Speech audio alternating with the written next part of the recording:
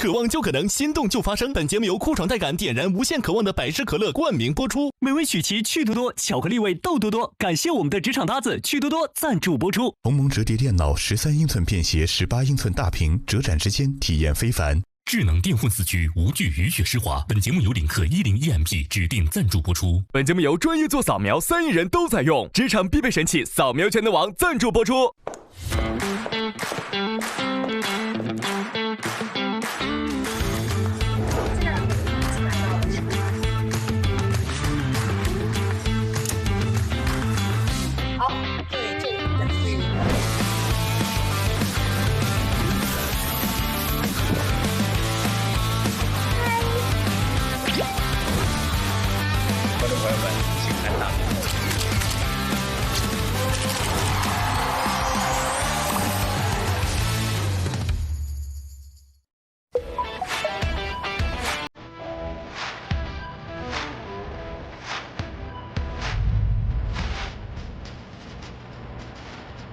来了，朋友们，哇，大伙，哟，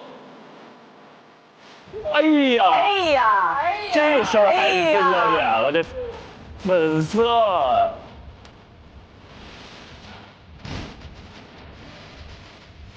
又回到最初的起点，哦，又是这个场景，哇，这时间也过得很快啊！上一次在这儿正好是1个月以前，对。见他们恍若隔世。今天结束之后，我们就变成空巢老人了。没孩子了，孩子都走了。你们还记得第一次看到他们的感觉吗？我记得，我也记得，我记得。各位老师好，我叫张诗文，本科和硕士都是在中国传媒大学。我叫侯子泰，就读于中国传媒大学播音专业。我叫李雨佳，我的本科和研究生均就读于中国传媒大学。叫庞征，本科和硕士都毕业于上海戏剧学院。我叫王韵玲，然后我本科是毕业于上海戏剧学院播音与主持艺术专业。然后我现在眼前完全就是诗文在这跳舞的那个感觉。哦，拿着扇子跳舞。飒爽。他第一个进来给大家留下印象是非常深刻的。是玉佳其实第一次给我印象很深刻，因为他就说我就想争第一，那个表情你们还记得吗？我记得。我也有能力，我也有信心，能在这一次1个月的实习里面最终拿到 offer。我是不敢说我想争第一这句话的，我绝对不敢说出口。第一个不敢说，不好意思；第二怕说了以后就实现不了了，不说还有可能实现。对，但是他就真的能说，所以那一刻我觉得哇，现在的孩子真不一样。我觉得雨佳也是非常典型的，就他看上去很有锋芒，但他其实真的很单纯。对，是的。我觉得今天进入中级面试，这5个人当中，可能真的是庞征是在我们初次见面时没有想到的，对吧？我们对他的第一印象都觉得他是一个很有生活阅历的孩子，但是就没有感觉到他身上有那种光环和气场。但是现在不一样了，真的不一样了。所以外在的肯定，尤其来自专业人士的肯定，对于一个年轻人特别重要。就他一下子信心，我觉得比之前增长了无数倍。基本上第一个课题之后，他就已经好像起飞了，感觉是吧？梁上清风服话筒，新闻是什么？内容为王，这是在他手部的位置。庞征这种收放自如的气场和光芒是非常非常厉害的，特别好。我觉得他是真的拾回了自信，然后找回了那种理想的。因为他来的时候是他觉得，哎呀，我已经不敢再上主播台了，有点自卑，对，甚至觉得有点愧对主持这个行业，他好像背离了初心似的。还有哪个人是你们没有想到会进入中级面试的吗？如果说按一开始的表现的话，可能子泰，因为他到前边其实一直很长一段时间都没有得分嘛，对吧？我说实话，我第一次面试完见到他之后，我就觉得他太有潜力了，太强了。因为他太松弛了，就是你就觉得说，他天生就是做电视的，就是应该上屏，因为他没有一点点压力，之后就反转了。之后也是松弛啊。从第一次，对，就是我觉得就第一次考核松弛的都拉垮的感觉。松弛的拉垮。所以其实说实话，直到最后一个考核之前，我都很担心，我觉得他很可能没有机会进入到中面了。但是最后，他在卡在100分的这个线上，成为了唯一一个进入到终面的男孩。好了，那我们现在开始我们的终极面试吧。来吧。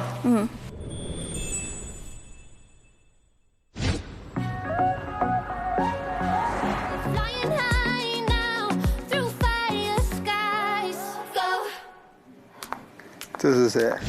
吕佳。哦呦，吕佳，你看她现在的气场跟之前的气场都不一样。新闻女王。子泰。还是松弛的。新闻小王子。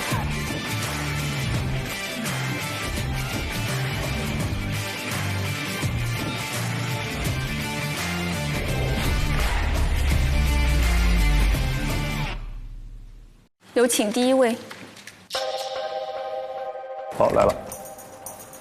欢迎，欢迎。当初第一个是你，今天第一个还是你。老师们好，当初的我已非今日之我。为什么？不一样在哪里？打碎了，重塑了。哇，上来就节奏很快呀。把什么东西打碎了？很多很多东西。比如说？对自己的认识，原有的一些不好的习惯，束缚自己的那个框子，都打碎了。那你经过8个课题之后，对于主持人这3个字，尤其是对于新闻主持人这个职业的定位，会不会有一些新的认识？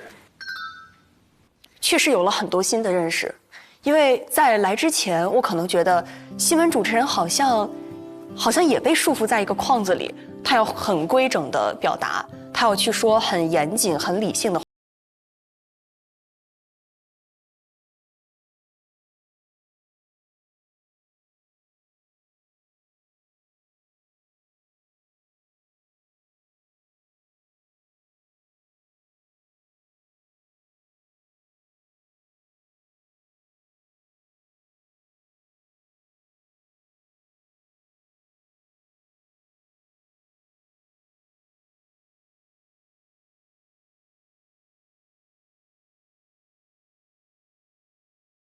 的优势和能力。张希老师也这么只给的吗？去拿到这唯一的 offer， 你现在能有什么理由来说服我觉着你可以去拿这个 offer 吗？我想，我值得投资，假以时日，一定可以行。我在想，为什么我可以一直做新闻？我想到的原因是我其实是有分析的能力和感知的能力的。分析的能力能让我进到一个新闻的场域里，能迅速把各种各样事件的线头都梳理清楚，像一个侦探一样把事情的过程还原出来。而感知的能力能让我在看到我的采访对象的时候，有那么一瞬间跟他心灵感应，知道他现在想的是什么，然后围绕着他的想法来提问，去获得我想要的信息，去拼上最后那一块拼图，最终再把它呈现在主播台上。我之前一直对你有个好奇，因为你不止一次讲过，好像总是渴望胜利，总是功亏一篑，就这样的表达你不只有过一次。某种程度，在我看来，这个女孩这么年轻，有一些就是悲情色彩，但我不希望是这样的。就包括这一次，还会不会有这样的一种感觉，觉得可能最后又不属于我，又会有那种悲情的感觉，你会吗？这回不会了。为什么？你怎么这么肯定？因为我之前会那样，是因为可能比较有责任感，我总希望我能给所有的事情负责，我能给所有的事情兜底。如果它没有一个好的结果的话，我会觉得那是我的问题。但是这次就是通过跟各位老师的学习，跟小伙伴们的相处，我发现其实真的可以松弛一点，而且这次的探索和尝试也给了我一些底气。我相信我是可以把事情做好的，我是有继续在这个行业深耕的潜力的。整个过程拿过第一，第一个课题就拿第一，一度成绩到过倒数第2，自己心里会有起伏吗？分数其实还好，我主要就是看我对这个课题满意不满意吧。比如像课题4，我没有拿到最终的分数，但是我觉得那次尝试对我来说特别宝贵，我非常珍惜。课题4的经历对你来讲，你觉得最宝贵的是什么呢？张希老师真是一个好的 HR。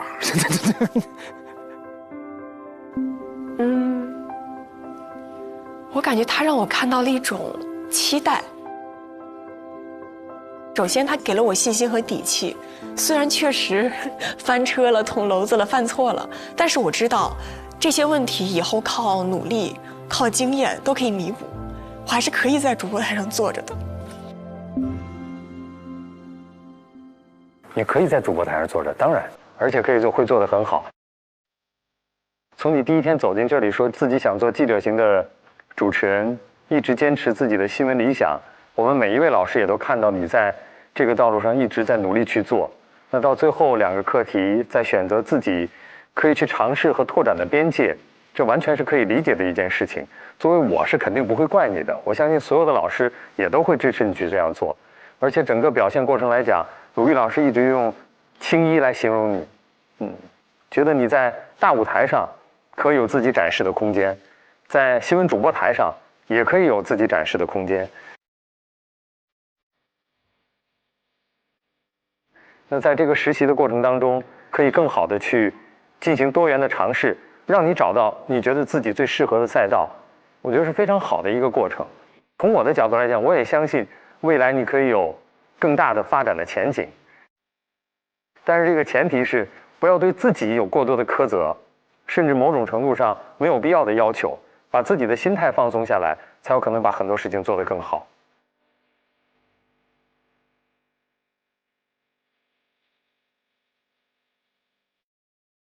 我认为他最大的障碍在自己的心里。对，他具备很多优秀的素质和能力，他经常把自己引领上一个错误的道路，就他会跑偏，他不知道有的时候说人话比说金句更重要。这个需要张希老师或者我们任何一个老师，在镜头之外，跟他好好破除他心理上的这道障碍也好，这堵墙也好，我觉得可能会对他帮助更大。白老师这句话完全在点儿上。白老师。好了，下一个松弛的来了，2个极端。来吧，来吧，终面就不带 PPT 了是吗？不但没带 PPT， 简历也没带。老师们好。很难做的这么挺吗？这1个月都没有看到你做的这么挺过了，已经。今天这个场合还是，要更正式一些。你对最后的结果是会觉得吃惊，还是在意料之中？满意不满意？如果单从最后一个考核来讲，其实有点没有那么出乎意料，因为我对自己的表现以及对自己的个人的能力，也是有一定判断的。但是放眼整个考核，从这个100分的角度来讲是吃惊的，因为从第5个课题，我的心态就已经平淡了，就是对最后的分数虽然很向往，但没有那么的执着了。得知淡然，失之坦然，当时是挺坦然的，然后最后可以说是奇迹般的，竟然把100分凑齐了。哎，这个话里有话哈，奇迹般的把这100分凑齐了，你怎么理解这个奇迹？我觉得它很奇妙，因为在倒数第3个课题的时候，当时我还只有30分，我说这怎么可能凑齐70分呢？我觉得有点难。回忆起张希老师当时说过的一句话，他说：“你做体育的你也知道。”比赛有的时候不到最后一刻很难讲，篮球最后1分钟都可以抢回来10几分，对吧？很难讲的事儿。然后秉持着这个心态，好像也算是一个奇迹。我对你的几个印象很深的，就是你跟王玉2个人一起合作，跟胡先煦还有邓科导演做的那个圆桌论坛，那次我认为你们俩合作的非常好。我的印象很深，就是你在几个场合，当王玉在提问的时候，你会起来，比如倒水。就给他营造一个氛围那种感觉。哎，多谢多谢。我特别想知道，就在那个时候，你是为什么会做那样的选择？因为你们在此刻其实在考核，但当你站起来倒水的那一刻，其实你是把提问机会给到别人的。如果从考核的角度来讲，其实我是重视每一次考核的，但其实我的脑子里一直有一根弦在提醒我。无论我是不是在考核，以节目为主，我是不是拿分的这个人不重要，这个节目能不能安全播出，能不能把这档节目做起来，这个很重要，因为它关乎的不只是我一个人的成绩。如果这档节目砸了，那可能我们2个人都完蛋，甚至整个栏目都完蛋，甚至整个台都会完蛋。虽然可能有点严重，所以我觉得这也是一种能力。对，他能够知道该给此刻需要一个什么样的氛围。对，我觉得你前半程虽然都是0分，但是我觉得得分是0分，不等于能力是0分。太好了这句话。比如说人工智能大会，从我的角度来讲，诗文和庞征是第一，你和林蔚是第二，但我们的考核机制是第一得分，2、3、4都是0分，所以你的能力不是0分，只不过是得分是0分。你的0分一直坚持到了前半场全部结束，但是你的能力始终我们是看得到的。谢谢老师。哎，那天和韵玲一块搭组采访 Fly 的时候，你们是怎么决定最后韵玲来采访的？你不是对电竞也很熟吗？是老师，那天很奇妙，因为老师其实我是一个有的时候抹不开面儿的人，有的时候我很多心里话我的张嘴说不了，就是尤其是跟别人在配合这件事上，我没办法跟别人去争。我说你别去，我行，你让我去，你别去了，我讲不出来这种话。在班里也这样，有点吧，还是。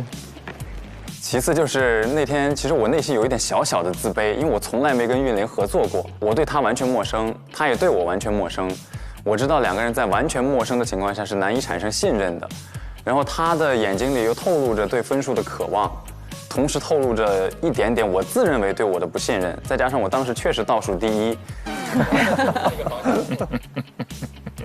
子泰，他就是这样一个人。对。然后在走出那个房间之后，他就跟我说了：“子泰，这个主持的事儿能不能让我来？”我说好。实际你内心多少也是想做的。我多少是想做的，但是我实在没办法跟你说，虽然我倒数第一，成绩很烂，但其实我很厉害。我讲不出这个话，所以当时立刻就答应他了。这句话赢了，虽然我倒数第一，但是我实力很强。下回要练着讲一讲。你有没有觉得最后这个课题，你是有主导角色的？我意识到，你意识到了，对吧？对，那一刻我很清楚地意识到这件事儿。那你有没有在最后一次课题之后觉得，哦，如果前面几次课题我也像这次一样主导一下，结果或许不一样？是有这样想过，但前边4个确实我拿不准，但最后一个我其实把握到了85%以上，所以才会去做这个决定。所以你只有明确意识到，当你占据绝对的方方面面的优势的时候，你才愿意去做那个主导的。这是其中一个条件。第二个条件就是我在搭档完全信任我的情况下，我才能这样去做。但你要知道，未来我们在漫长的职业生涯当中，不可能每一次都是在一切的条件都符合的情况之下才去做一个解读。所以这就是22岁的侯子泰可能要面临的第9个课题。哎呀，好好的回答。好。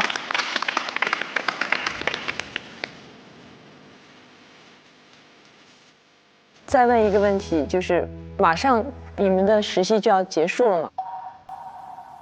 走之前有什么想对我们说的话？老师，我其实像您一样是一个不太会煽情的人，可能此时面带微笑，但其实内心早已汹涌澎湃。我突然想起来，那天我们在去往采访胡先煦的路上，我说这个夏天我会记一辈子，所以如果最后回答这个问题的话，我用3个一辈子来总结吧。这个夏天发生的事儿，我会记一辈子。遇到的7位同学，我会记一辈子。面前的4位恩师，以及没有在这儿的2个师姐，我也会记一辈子。就是3个一辈子。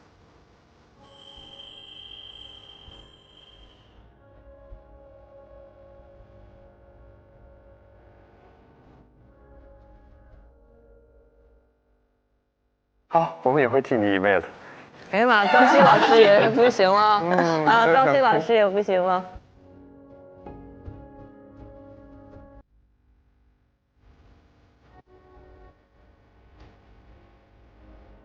哇，我突然第一次被人说要记我一辈子，我觉得有点恐怖啊，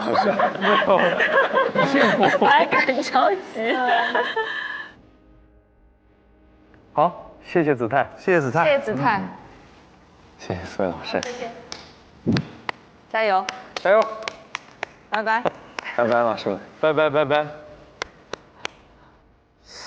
子泰真的有一种稳下来的感觉，这个感觉给人特别舒服。成长了，真成长了。对，真的是落下来，落下来了。22岁子泰第9个课题，太好了。励志。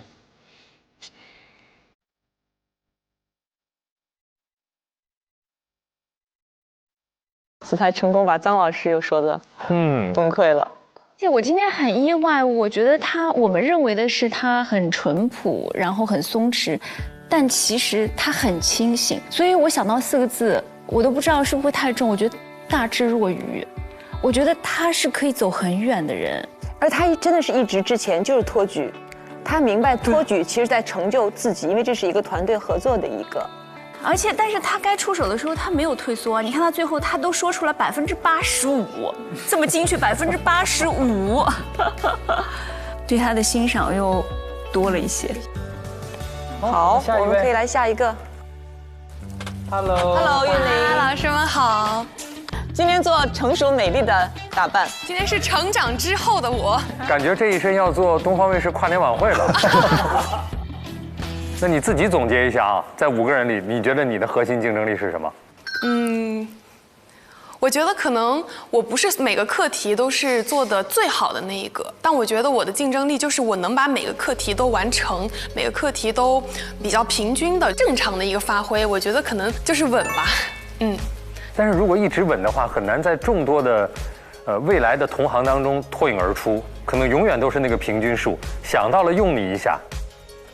是，所以这也是我在未来需要一直去探索的一个点。还有一个点就是找准自己的风格，然后沿着这条路往后走。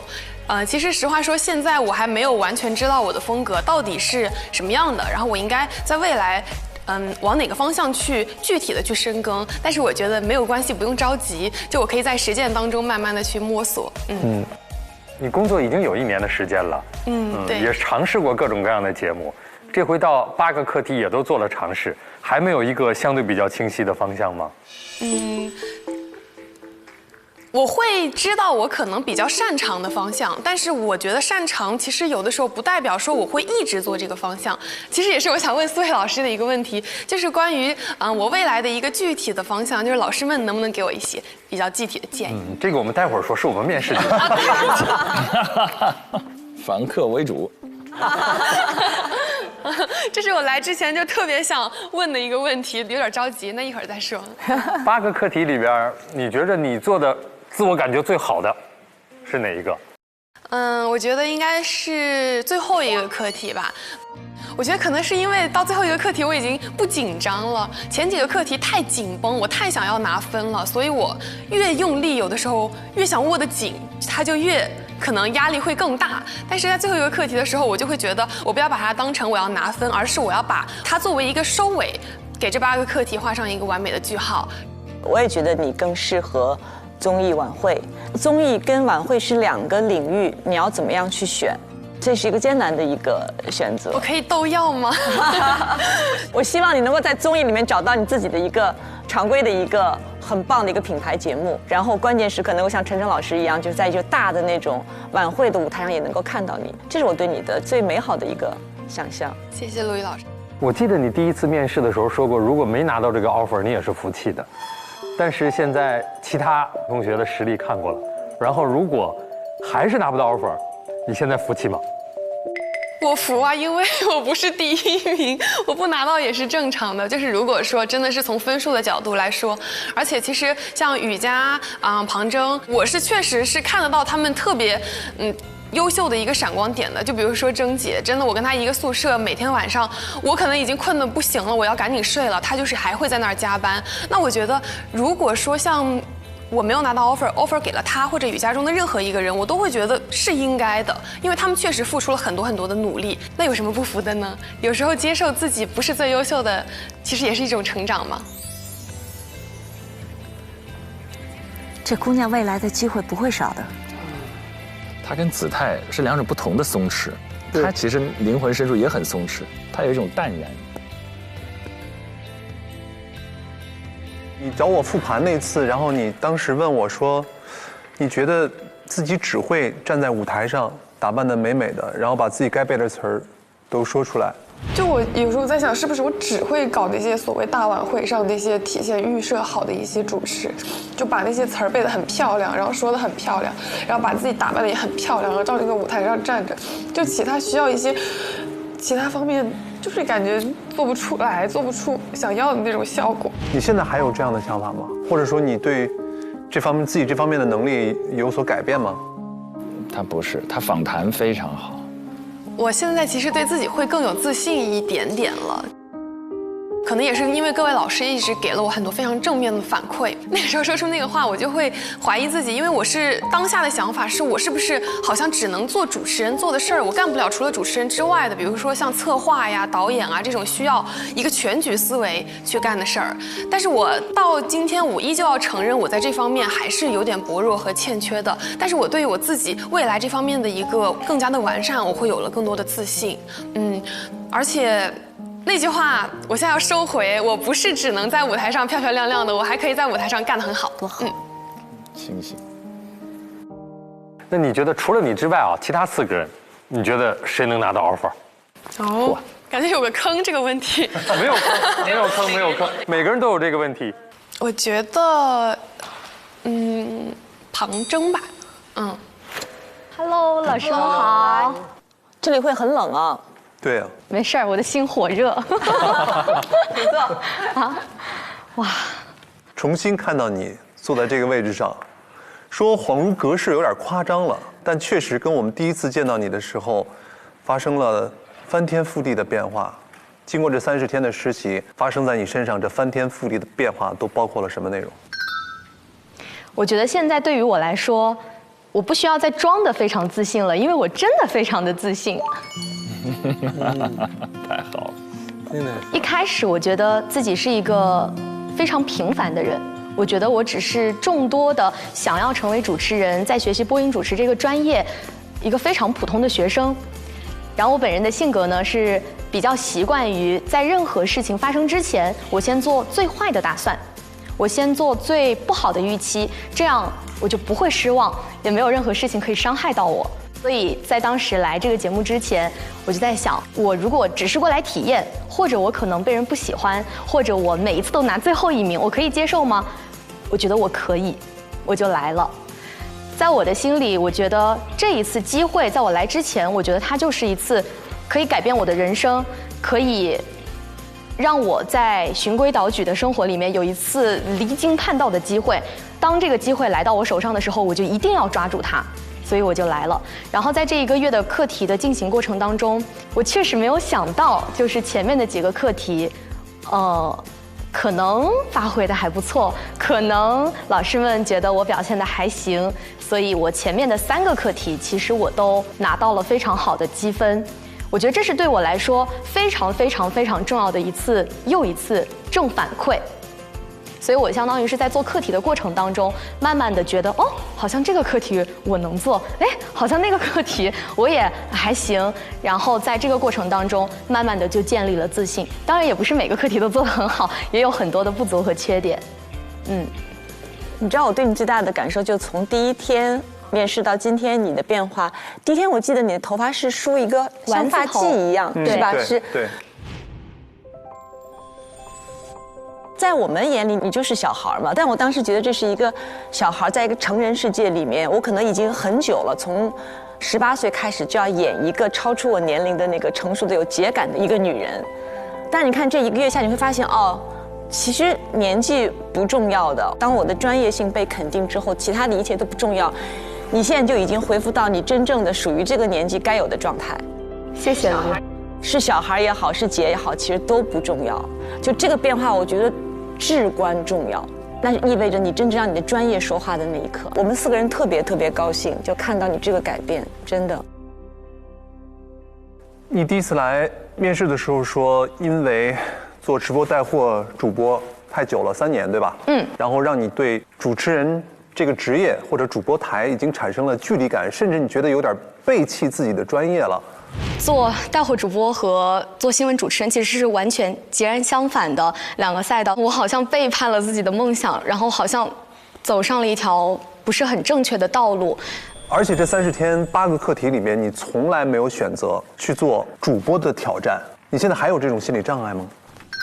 没有了，一点都没有了，没有了，完全没有了。我觉得可能一个人在没有真正在做一件事情之前，他就是会给自己去做很多的假设，然后我不行，我不能，我是不是可能做不到？但是做就完了，就是你不要在没有做一件事情之前，你先给自己设下了一道障碍，你先去做，做到被人阻止为止。能不能给我们讲一下你这整个实习过程当中最大的收获以及最大的遗憾？最大的收获，我觉得我好像收获了一个新的旁征。就这1个月对我来说像一场变形记。我整个人从内而外的，就是老师们也肉眼可见的，我确实更自信了。而且这个自信，我觉得它不是装的，它也不是1天2天的，是确确实实通过这1个月的时间，我没有想到会推翻我之前很多一些很浅薄的认知，然后包括我内心一些很脆弱的防线。然后我现在确实就是觉得我能行，我可以，好像我挺适合当主持人。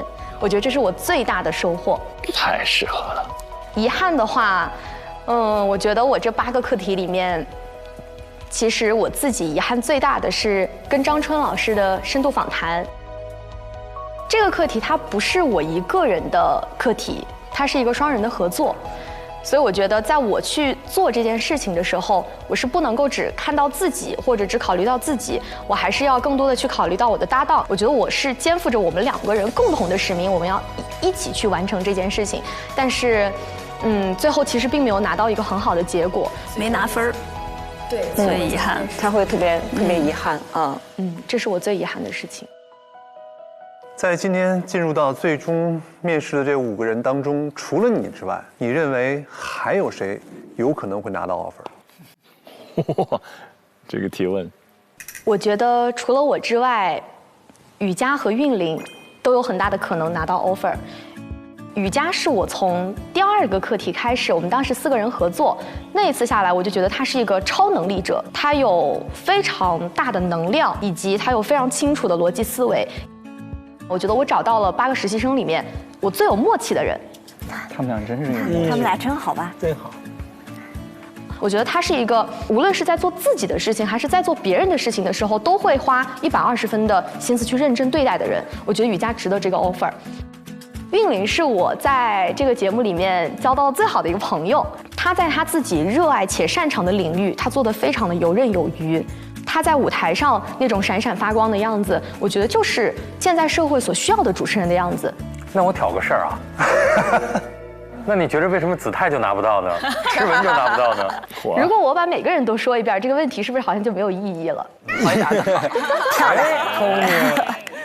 你这个问题加分，好，我不问了啊，我不问了。谢谢张老师，很真诚。对，离开这把椅子，你们的实习生活就真的正式结束了。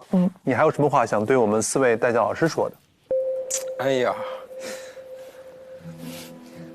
我是觉得真的可能在我之后的人生里头，我也非常难再碰到真正还愿意把我们当学生，像鲁豫老师一样把我们当小孩儿。我觉得这是非常非常难得的一段时间。鲁豫老师有一句话对我自己的影响非常深，直播限制了你，旁征你还有无限可能。我觉得这句话我会铭记一辈子。张欣老师确实是让我对新闻主播这个整个的岗位和职业，以及在这个岗位上奋斗的人，有了更加鲜活色彩的认识。可能我们惯性思维觉得新闻主播他就是非常正经，一定要严肃的，但其实除此之外也是有血有肉的，也是非常鲜活灵动的。然后陈晨老师对于学生的关爱已经远超过了可能这个节目需要你去做到的一些事情。你不仅仅是言传身教，或者传授经验，或者说教我们去做一个课题，你是真的在生活上给了我很多的关爱，这个是我来这个节目没有想到的一件事情。谢谢老师，谢谢老师。然后白老师你笑什么？我也不知道，尴尬的笑。每个人都被点一下名。暴风雨要来袭了。高冷的白老师都笑了。这是你亲学生。对对对。紧张了。我最开始来这个节目之前，我确实白老师在我心里就是帅，然后专业、学霸，就是他会有非常非常多的一些这种名号的加深。然后来到这个节目之后呢，我发现哎，和我想象的又不太一样。从一个相对来说更加轻松活泼的形象，然后转向了一个比较严肃正经的形象，是因为在我们的课题结束之后呢，白老师他不会给你太多的铺垫，或者说太多的一些前期的鼓励，但是他给到的每一条的建议和他复盘的信息，就是他是真的在复盘，他是在认认真真的复盘你到底有什么问题。所以我觉得我来到这个节目，其实我就是想要成长，我就是想要学习，我就是想要发现自己身上的不足的。然后白老师总是能够在恰当的时候，在我觉得哦，好像这个题我还行，哎，拿第1名了，然后他给我拽回来，让我觉得哦，其实你还是有问题，你还是有一些需要去提升的地方的，就是平衡的特别好。所以也谢谢白老师。其实我想跟你说的是，我内心对你一直抱有一种亏欠，因为你作为我的亲学生，我实际上只从下一站和新闻方这2次课题对你有简短的一些所谓的复盘吧。因为我确实没有经验，我不是你的第一个老师，但你是我的第一个学生，所以我也有些茫然不知所措，该怎么去带一个实习生。有很多地方没有照顾到你，不像陈真老师会那么细致入微的观察到你情绪上的变化，你衣着上的打扮。对，我还听说你偷偷的哭了，我自己也没有察觉到。我觉得在你最需要搀扶的时候，我也没有能够给你带来一些温暖和支持，这是我做的非常不到位的地方。但实际上，我心里有很多话想跟你说，很多想要跟你共同探讨的一些关于专业上的问题，而且我跟张希老师跟其他3位老师，包括和工作人员，在背后我说的最多的一句话就是彭真太强。但是我不想在你的面前直接告诉你，彭真你真的很强，很厉害，因为那个时候你的课题还没有结束，你还有很多提升的空间。但现在结束了，我现在可以正大光明、明目张胆的跟你说，彭真你真的很强，能够成为你的代教老师是我的骄傲。天哪！所以等到你的实习结束之后，我们私底下再深入的沟通交流一次，我真的有很多话还没跟你说。好。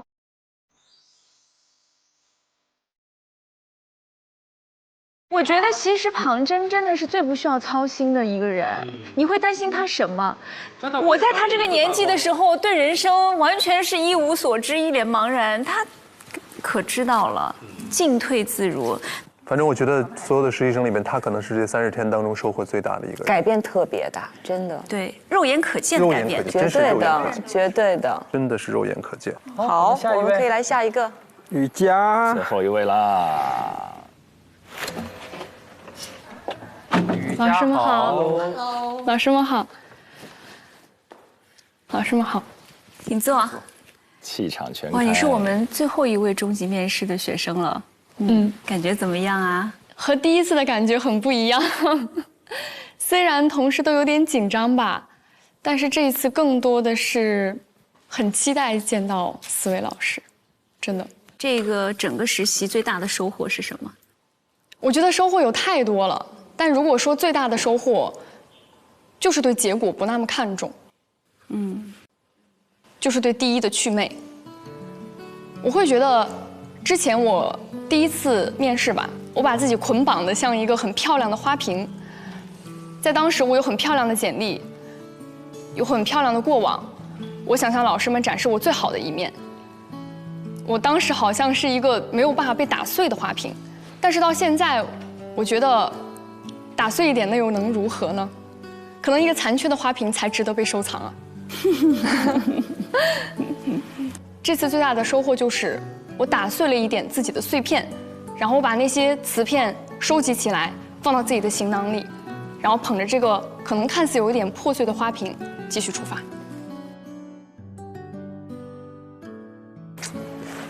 让广志好好听听。是听第一名没有那么重要吗？对。广志的反应是，的确没那么重要。广志的反应是，只有得了第1才能对第1去美，你没有资格。哎，你这一季下来对自己有新的认识吗？有没有发现自己新的优点和不足？有。我觉得先说优点吧。我发现我和别人的合作，就是无论是双人合作还是团队合作，我之前以为我是一个很强势的人，但是我这几个合作下来，我发现非常舒服。大家给我的反馈也是很好的。我之前可能无论是保研、学习，我都是单打独斗，我需要跟别人去比、去争。但是这一次在合作里面，我们虽然是既合作又竞争的关系，但是最后我把它更看向了一次合作，而且把它完成得很好。不足，我觉得是更多的认识到了自己的有限性吧，也知道了自己的节奏可能和别人的节奏是有所不同的，我需要去找到自己的节奏。就像条他去嘲笑学究说，你每天都在天上飞，但我可以随时找地方栖息下来。那可能他没有看到更广阔的世界，他以为学究就是在不断的飞翔。所以我觉得我来到 offer 的这一趟，我看到了自己身上的不足，看到了自己身上跟别人的差距，看到了自己的有限性。你觉得除了你之外，还有谁最有机会获得本期的 offer？ 我觉得有2个人吧。第一个人，我觉得是庞征，众望所归的庞征。因为在最后一个课题，我们2个一起合作的时候，我完全没有觉得我们2个在竞争，我完全觉得我们2个是互相握着对方的手，完成了最后的一个课题。我看到了在他身上我没有的东西，比如说他的稳重，他对于镜头的掌控感和把握感，以及他跟嘉宾沟通的时候会说出来一些我想都想不到的话，推进整个过程和流程。这个是我觉得我身上没有的。我也在他身上看到了很多我们2个共同的闪光点，他也让我看到了我自己身上的亮点。所以我觉得第一个人我一定会选庞征。然后第2个人，我想选1年后的自己。为什么是1年？因为我觉得我需要的只是时间，就是我需要一个时间去对自己进行复盘、努力，再出发。我觉得1年后，如果说我再站在这个地方，一定和现在不一样。你刚才讲到了你和庞征在课题8的合作，非常好。课题8我全程见证了你们整个过程，看到了你们所体现出来的这种团队精神，特别是初期，某种程度上是你一个人扛下了你和庞征之间的工作，这是一个做电视或者做传媒该有的一种精神和样态。我为你感到很自豪、很骄傲。这种团队精神是难能可贵的，特别是在这种竞争的关系下，依然能够保持这种合作和团队，非常不容易。谢谢老师。所以说，我很看好你，继续努力，加油！你有你自己的实力，你也有对于整个团队的责任、付出、担当，会有一个很好的前景的。谢谢老师。我觉得电视人或者做主持人不被看到是常态，寻求合作也是常态。主持人永远不是一个人的单打独斗。我觉得你真的长大了，刚来的时候的学生气还有，但是你自己越来越知道自己的站位，知道自己的长处和短处，特别好。好了，那你看你是我们最后一位实习生来面试的，然后你离开之后，我们本季的实习就正式结束了。你有什么话要对我们大家老师说的吗？有，那我先说张希老师吧。我知道您是中传的那一刻，我就觉得这是我学校的老师，但是相处下来，我觉得您更像一位师哥。我们有时候可能会不相信我们自己，但就是因为有这样的大师哥，有这么好的张老师带着我们觉得你们会相信我们，所以我们也一定会相信我们。谢谢桑老师。然后鲁豫老师，我其实从来没有想到我可以跟您有交集，或者跟您有对谈谈话的机会，也更没有想到您会对我说出那句“你是可以做访谈的”。我觉得这种肯定对我来说是一种激励，更是一种爱吧。所以我希望我在将来的道路之中，还能够秉持这一份对专业的自信，对专业的理解，以及对所对谈人的真正的关心和关怀，去完成好每一次谈话，就和您一样。谢谢鲁豫老师，谢谢。然后白老师，白老师是我很小就知道的一个偶像，也是这一次唯一看到我哭成那个样子的一位老师。把我吓傻了，你知道吗？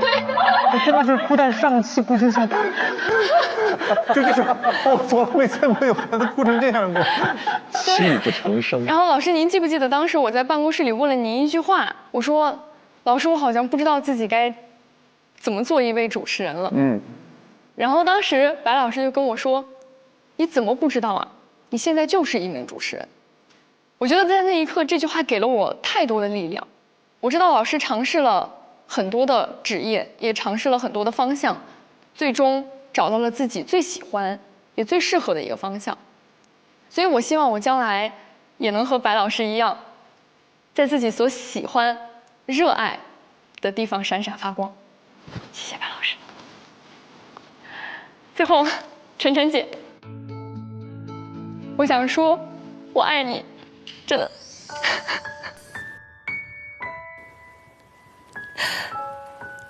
我觉得，我刚开始我们一起吃饭的那次，我说我觉得您像我的妈妈，在一直关心我、关爱。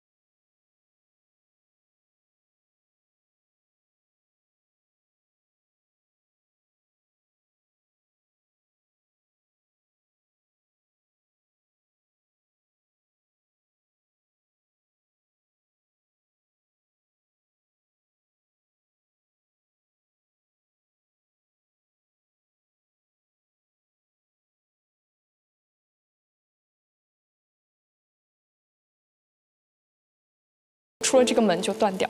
谢谢各位老师。刚才你也说了，你第一次来面试的时候，你就说你就是来拿这个 offer 的。如果现在回到1个月前，还会说这句话吗？我觉得会，一定会，因为我觉得这就是李宇佳的性格。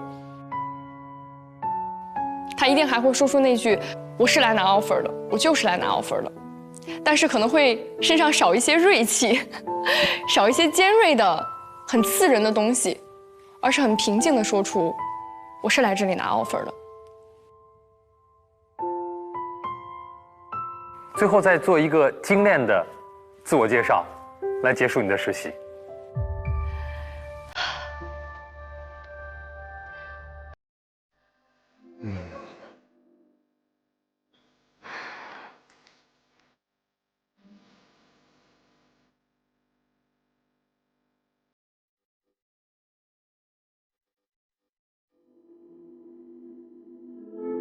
各位老师好，我叫李宇佳，是一个勇敢、自信、不服输也努力的女孩。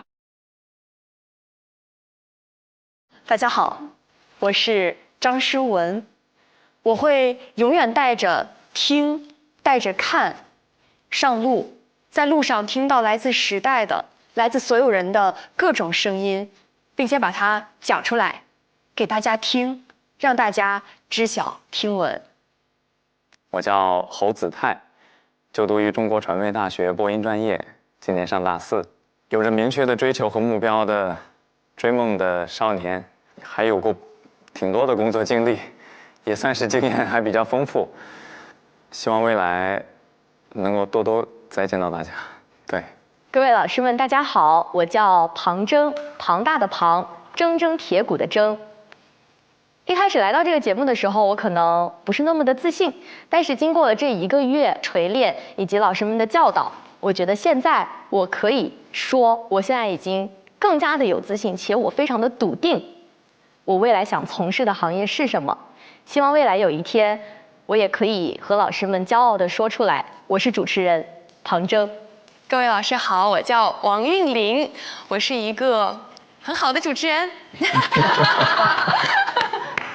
好，希望以后能够更多的听到来自你的声音，期待未来在舞台上闪闪发光的你。面试到这里结束了。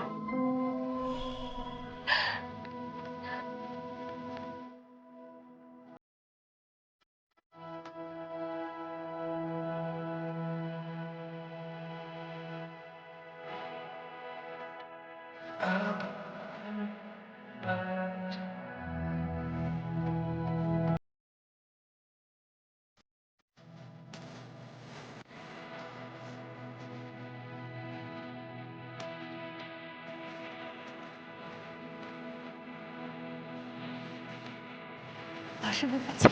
再见。再见。加油。放轻松，放轻松，放轻松，放轻松。谢谢四位老师。加油。加油。谢谢。谢谢。加油！我想抱一下老师们，可以吗？好，当然。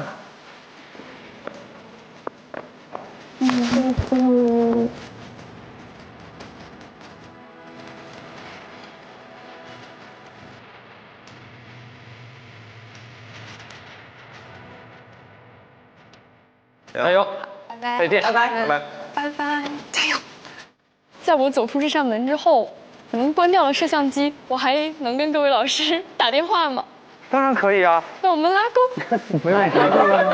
又不会换号，还会骗你不说。谢谢各位，加油！想跟各位老师拥抱。谢谢老师。谢谢老师。谢谢师哥。加油！加油！白老对师。这个3个课题之间没跟你说的话，回头补上。好。谢谢老师。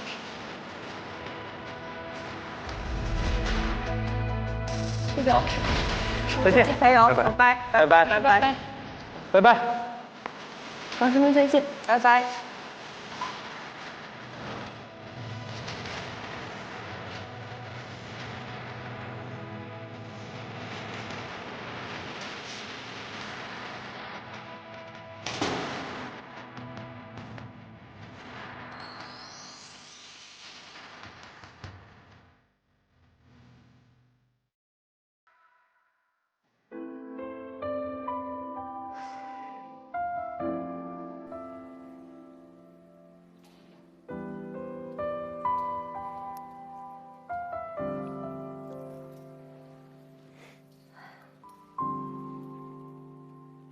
其实很不喜欢录最后一期，你这待了10期的时间，几十个小时的相处，其实你生命中有一部分已经，你一想到未来就是下次再看不到这些身影，这些青春的时候，你就觉得很空一块，心里很。你会在各个舞台上看到他们。希望尽快，那取决于我们要多给他们要点 offer 啊！来吧，终极面试环节，同一个场地。同样的椅子，各位还记不记得第一次见到他们的样子？对谁的印象最深刻？觉得谁的变化最大？脱胎换骨，焕彩新生。哎，我觉得雨佳的变化真的是我看到的那种最大的一个变化。首先呢，像他第一次面试的时候，他其实是带有那种就是那种学校里刚出来的好学生是那种感觉。然后我在这个过程中，我就是要展现，一路高歌猛进的那种状态。但是他这一次回来的时候，他好像很快的去找到了自己的一个节奏，同时又没有丢失到他当时很宝贵的那个东西。我们经常说被社会毒打之后，你很容易失去自我，但他没有，他把那个宝贵的东西保留下来的同时，他有了更多节奏上的一个改变，有了更多他之前不曾拥有的那些东西。我觉得这个真的是很宝贵的一个东西。我提到雨佳，我第一次印象里他像一把兵器，对，他像一杆矛。锋芒锐利，来就是战斗的，厮杀拼搏，第一，战无不胜。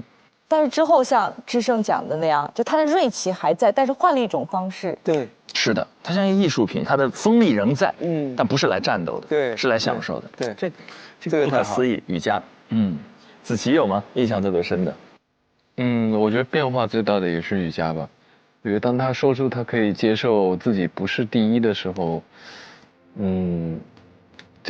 这个内心的转变还是非常大的，因为我觉得他最开始也是被这个第一束缚住嘛，是真第一，但是他愿意去接受自己去残破的花瓶的时候，我觉得那种豁达的感觉会让他更加的厉害。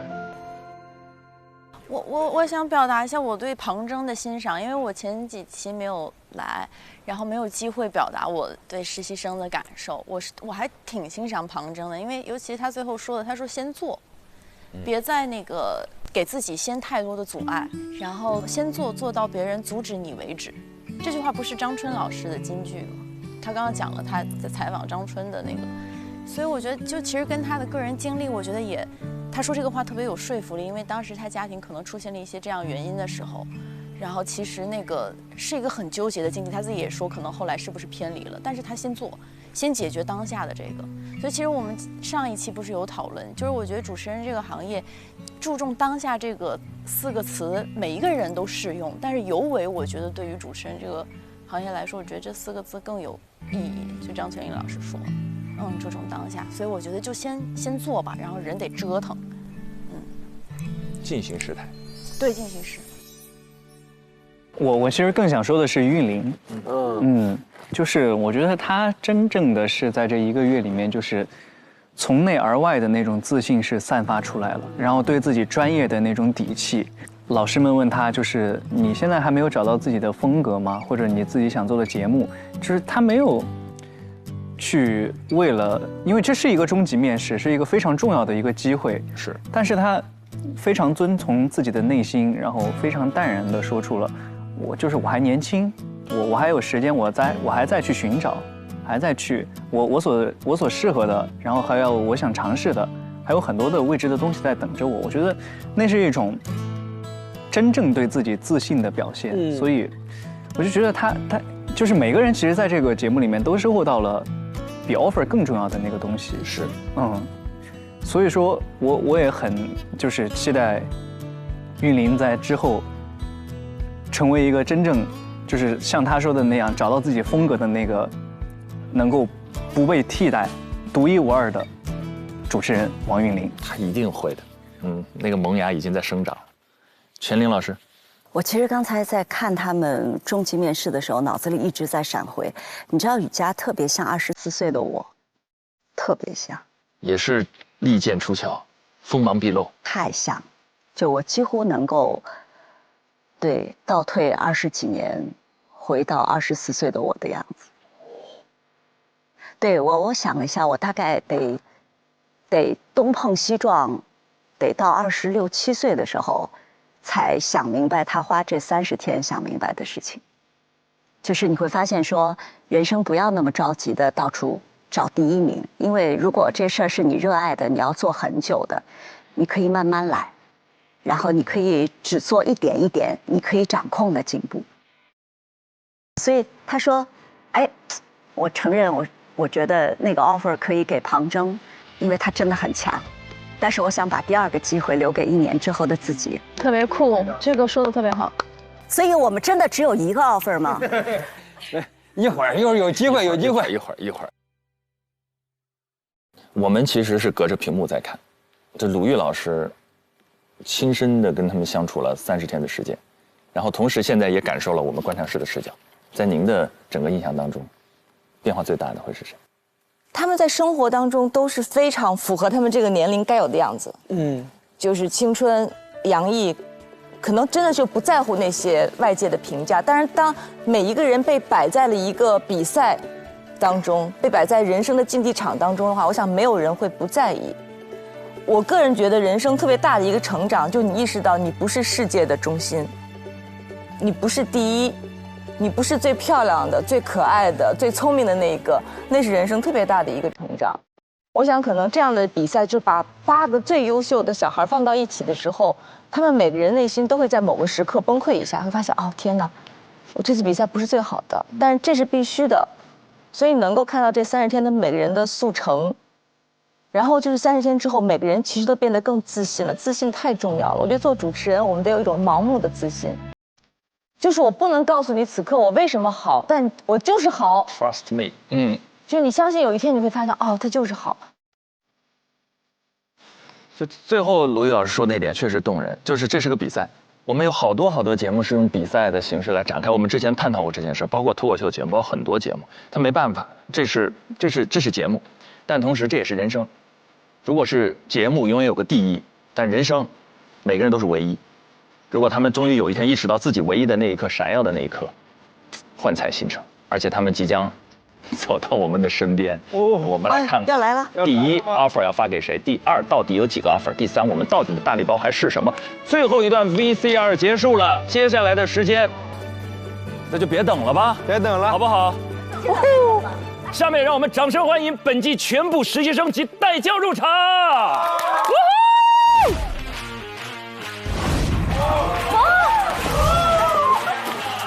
哎呀，吴老师应该跟我们一起上来。见面了，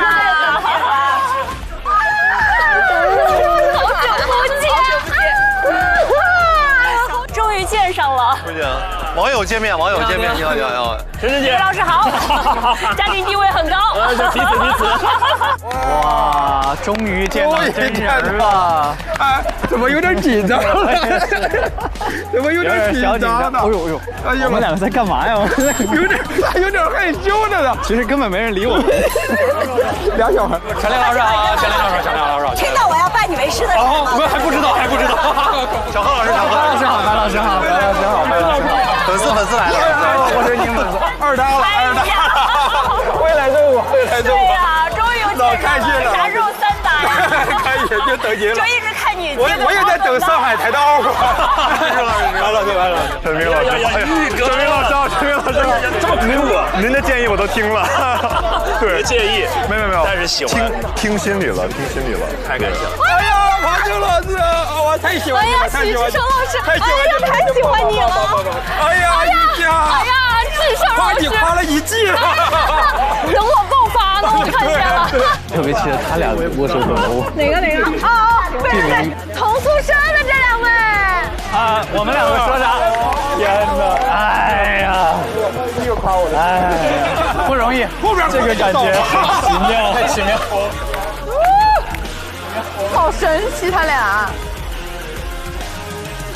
天哪，这个演播室能坐这么多人，欢迎，好开心，哇！你知道现在有种啥感觉吗？啥感觉？就是背后区人家区了17，所有人的。那是你吧？说笑话区啊，济济一堂。什么叫济济一堂？就这真的特挤。很多话我们都憋了10期了，彼此之间我们想跟他们说的，他们想跟我们说的，就开始吧。好。实习生们有没有什么想问我们的？大胆蛐蛐，大家没关系。一开始就这么刺激，好刺激！机会难得，赶快。我就先吧。来，哎呀，我其实想问陈明老师和全林老师一个问题，就是从课题1看到课题8，对我的初印象是什么样子的？然后后来有没有一些什么变化？初印象，扇子舞跳得好。全林老师初印象和变化。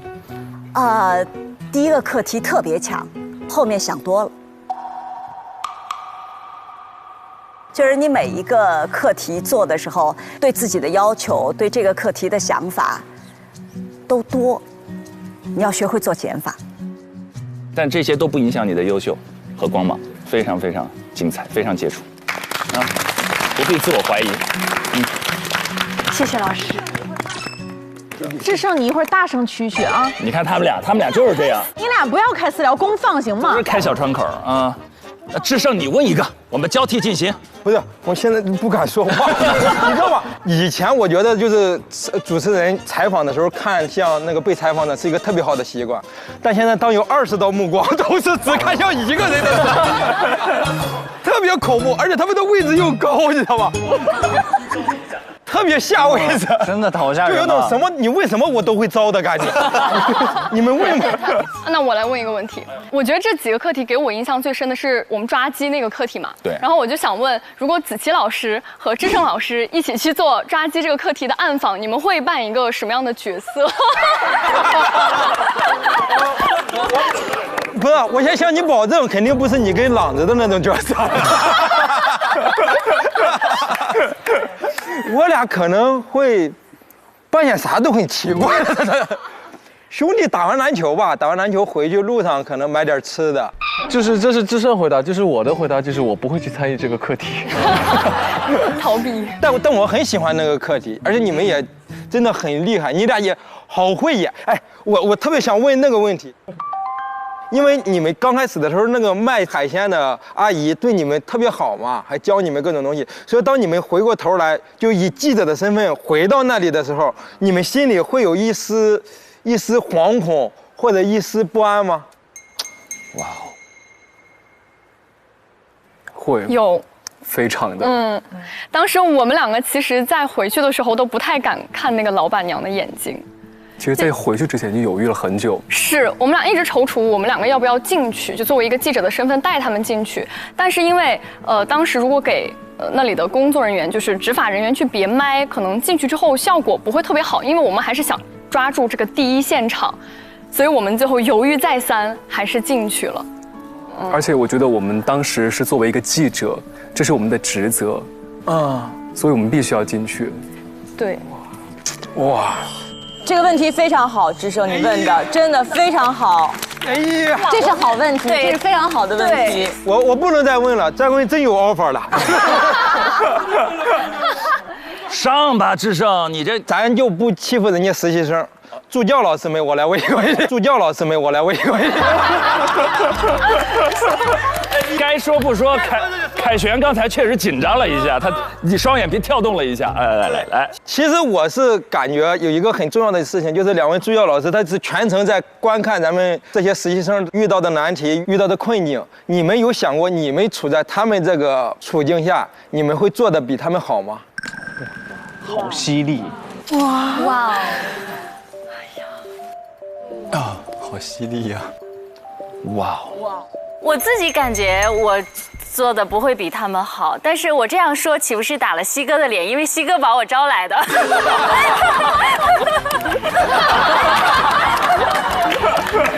其实刚刚那个问题，我们俩私下有讨论过，我们俩也会私下交流，就说哎，我们会选哪个选题，我们会怎么去做，不能说做得更好或者是更不好，反而是在过程当中，其实是我们跟实习生是感觉是互相学习的一个过程，因为其实他们的很多视角思维，比如说朗子在课题当中想到的，比如说扫腿舞，就是这种紧跟时事的互联网思维，以及佳宁在选题的考核过程当中，我也遇到同样的问题，就是可能一开始会比较板正，怎么样在综艺娱乐节目当中放得更开，感觉是互相学习的一个过程。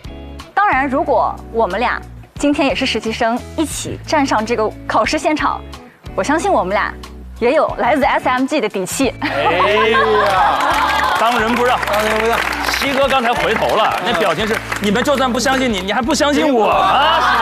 我招进来的就是要相信我，我招进来的。对，真的。西哥真的，我不止一次在节目里表达过，我说西哥真的是一个很好的 HR， 你知道吗？我想问个问题，就是节目播到现在为止，你们除了 SMG 之外，有收到过来自别的平台邀请的，请举手。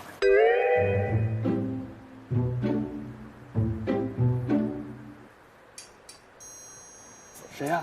谁有啊？好像白老师你是收到别的 offer 了吗？我真收到了，我真收到了，我真收到了。我因为这个节目终于被我的母校想起来了，就是还有这么一个毕业生呢，优秀校友。明年我作为这个毕业生回去参加一下学校的活动，这是我第一次收到母校的邀请。代教老师都收到 offer， 保留一点嘛。不是台长也在这儿听呢，对吧？哦，这还要保留吗？不用说那么具体。没事，白老师走了之后又空出来一个。一下子又有2 offer 了。我就是回母校看看，不是说就不回来了。白老师急了，我只是看看你把我说走了，你不是回校任教对吧？不，我就参加学校100年系100年的活动，差点跟我说失业了，完了。俊林来一个，我来一个，来一个。问一个非常严肃的问题吧。我问侯子泰吧。哎呀，非常严肃这个问题，就最后的是，哎呦，你别这样。就最后那个张希老师，让你评价我的时候，你忐忑啥呢？不是，我当时主要是沉浸在我眼前的美食当中。我就这么说吧，你说出在你心中俊林的一个缺点。一个缺点。啊？你坐下吧，你坐下吧，你坐下吧，你坐下吧。还真有。哦。卷，哎，很无趣的一个回答。那没了。子泰最大的优点就是诚实。不是新闻人那个真实客观吗？这太诚实了，太诚实，太新闻了。那就我问庞征，因为你的8个课题都是完成的都很好，然后我就很好奇，你对未来自己目前的定位有清晰的方向了吗？我其实来这个节目，就是我觉得很幸运，有8个课题可以让我去尝试。就不管是我还是我们实习生，所有的人，其实很难说在一个单位上去实习到不同的节目类型，还有不同的课题类型。所以我觉得这是很幸运的一点。然后我当时来这个节目的初面和中面，4位代教老师都问了我一模一样的问题。初面我说我就是来找这个答案的，然后中面的时候我说我这个答案不知道自己找到了没有，因为我发现我好像每个课题都能做一点，但每个课题也不是说就都能做到最好。现在对于我来说，我拿到什么我就把什么做好，这是最重要的。谢谢。我就问8位实习生好了，节目此时此刻已经播出了很多期，有很多评论和弹幕，一夜之间就被很多人看到，有些声音是春风，有些声音是利剑，做好跟这些声音共处的准备了吗？这个时候你们的心态会是什么样？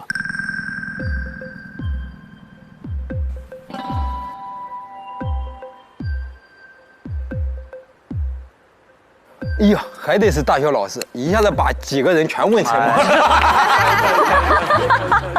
哎，王玉刚刚，王玉是不是刚才举手？我不确定，我看到啊，那我就说一说吧。对，王玉可能刚打了个哈欠。哥来都来了。这样吧，那我就说说，其实我在面对这些评论啊、评价的时候，我也是一直去直面的。那我可能觉得这些评价好像是我们人生的新的课题，因为我们在这个实习的阶段，我们有8个课题要做，然后我们会遇到非常直接的答案，非常直接的是或不是的回答。但是好像我们在面对评论的时候，面对各种各样声音的时候，我们是在做整个人生的课题，它可能不是这一段时间，可能未来我们一辈子都会遇到这样的声音。那么我们还是要有着非常非常好的态度去完成这些课题。其实，在面对评论的过程当中，自己去解答的过程，我觉得也是在完成课题的过程。然后我呢，我有信心把这个课题做好，我有信心在人生的课题里面对这些各种各样的评论，然后遇到更好的自己。对，厉害，玉哥还是玉哥。玉哥太可爱了。他受不了了，他受不了了。不行。他受不了了，我受不了这么多正经人在，太正经了，朋友们，再松弛一点，再松弛一点。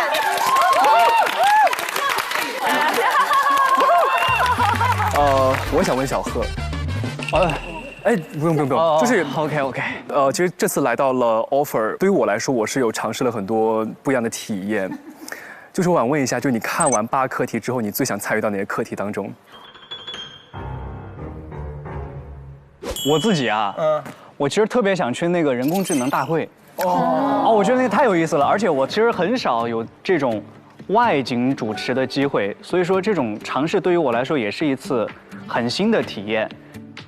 我其实说真的，我不知道我自己能做成什么样子，所以我真的特别想去体验一下。而且我对人工智能这方面其实是没有太多的了解的。如果我有这样的一次机会的话，对于我来说也是一个很大的提升。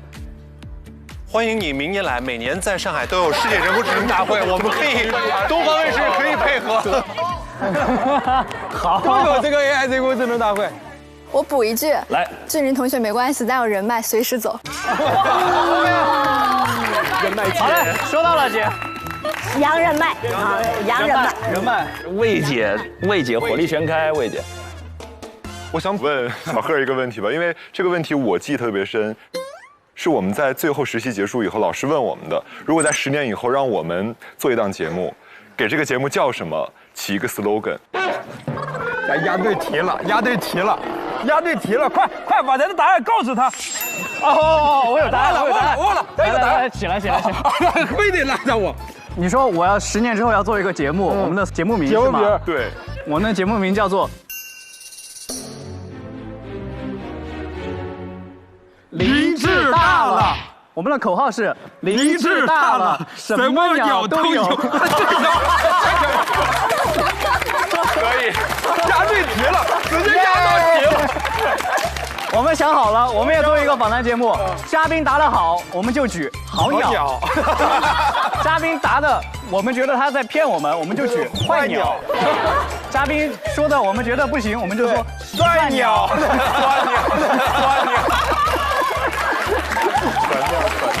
我跟他们说，他们那节目请不到嘉宾，因为来了都是鸟。鸟人汇聚啊！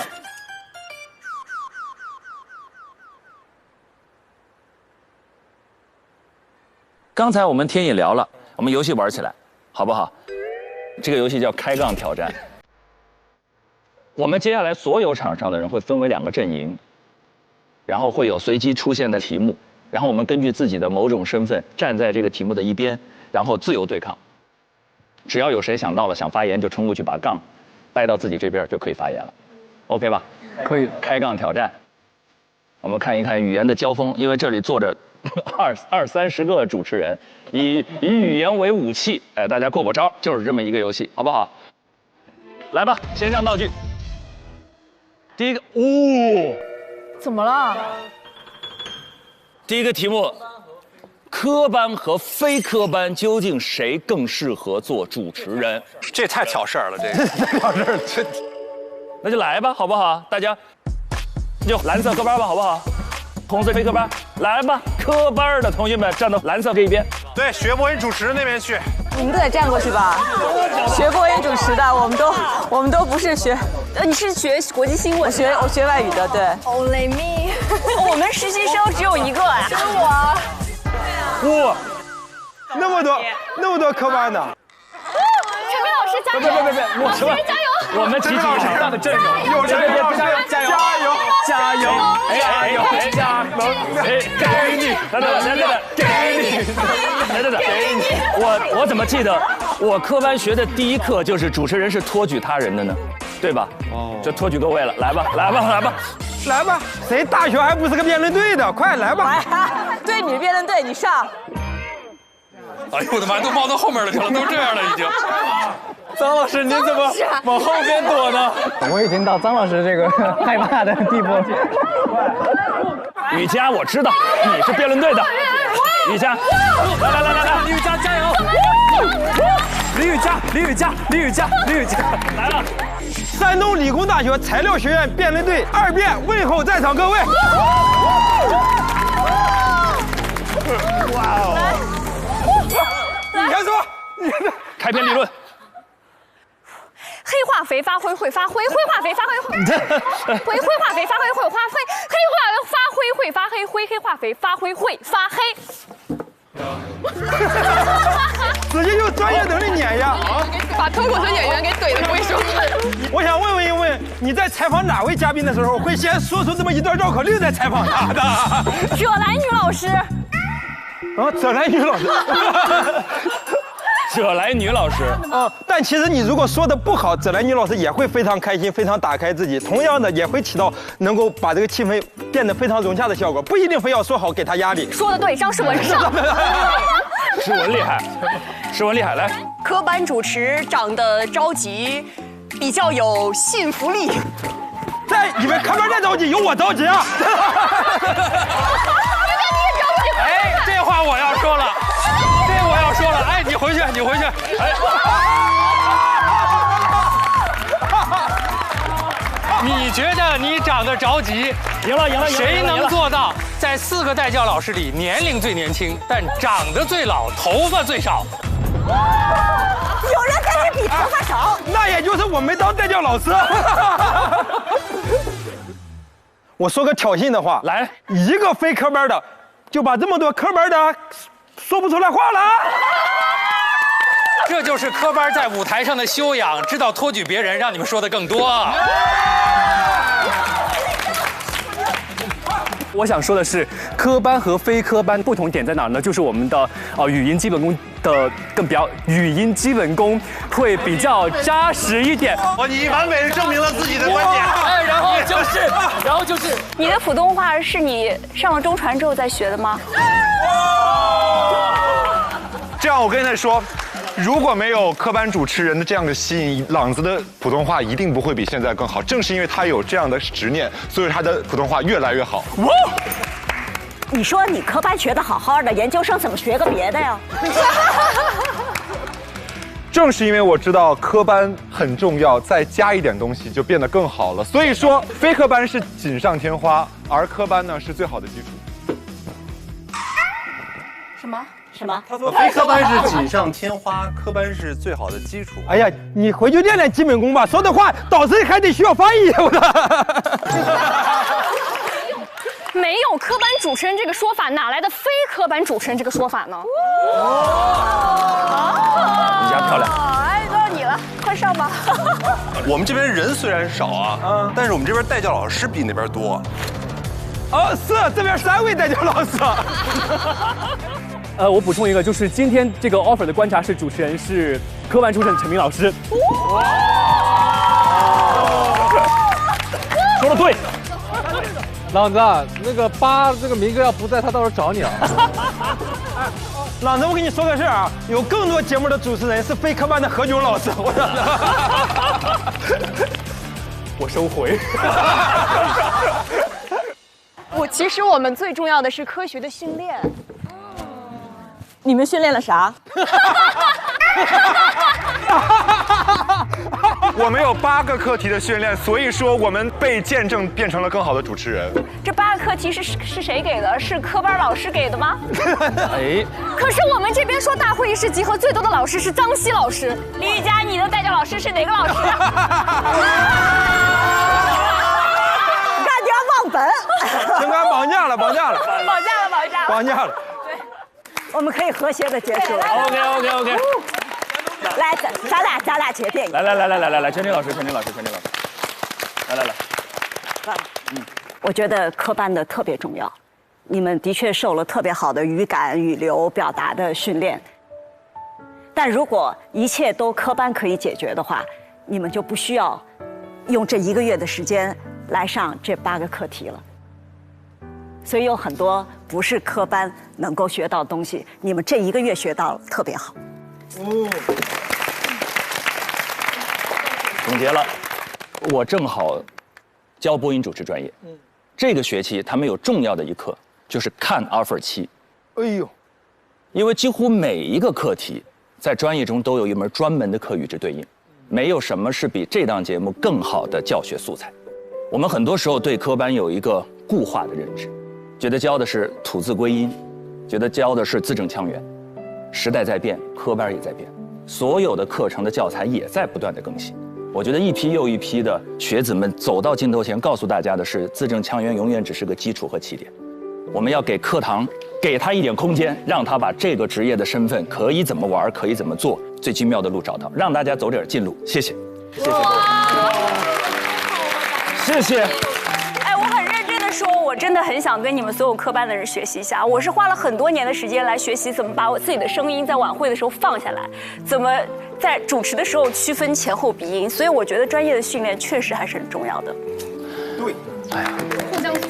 这么多年，我一直最想跟几位非科班的老师学习一下。对，是的，那种辽阔、那种共情、那种细腻温暖是怎么做到的？那些金融的知识、英语方面的专业，哥，以后慢慢教你，以后慢慢教。这才是真正的重头戏环节。接下来，让我们掌声邀请上海广播电视台副台长吴倩入场。舞台，呀！技术台的老师们好，哎，各位大家老师们好，同学们好，辛苦了。舞台请，这是你的座位，来，别请坐，请坐。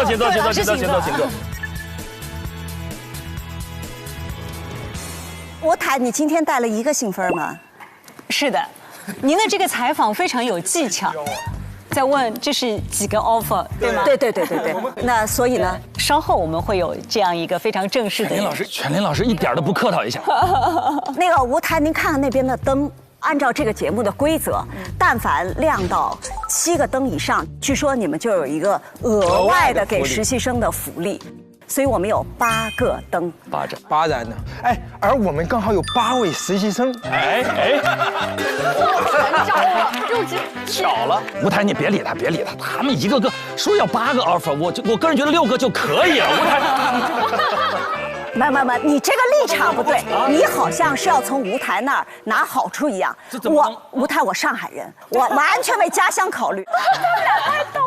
你想啊，那么30天花了这么多的心思培养的，然后呢用了这么多的流量，就现在大家也都被看见了。这个时候如果给别人送出去，咱们不就亏了吗？亏大发了，呀！这么说要8个也不是不可以。对，全林老师您讲的非常对，是吧？因为现在对于我们整个东方卫视和对于整个上海广播电视台来说，我们的核心战略就是新闻立台、文化新台、融合强台，然后最关键还有一句叫人才聚台。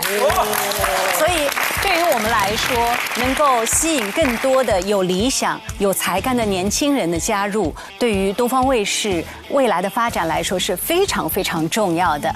但是，我们所有的工作，我们都要有标准的流程，我们都要有标准，对吗？我们各位的亲友团，包括我们的带教老师，花了很多的时间来带教我们的各位实习生。我们的加油团各位老师也花了1个多月的时间，在这个过程当中不断的来沟通、遴选，然后陪伴我们的实习生们来成长。也是希望在这个过程当中，一方面他们能够各自能够得到历练和成长，那同时呢，也是我们在这个过程当中是一个人才的选拔的一个过程。没错。如果是所有的数量都是一样的话，那又何谈成长和选拔呢？是有道理，春风化雨，他说话怎么沁人心脾啊？不愧是台长。吴台，我就问一句话，您是科班出身还是非科班出身？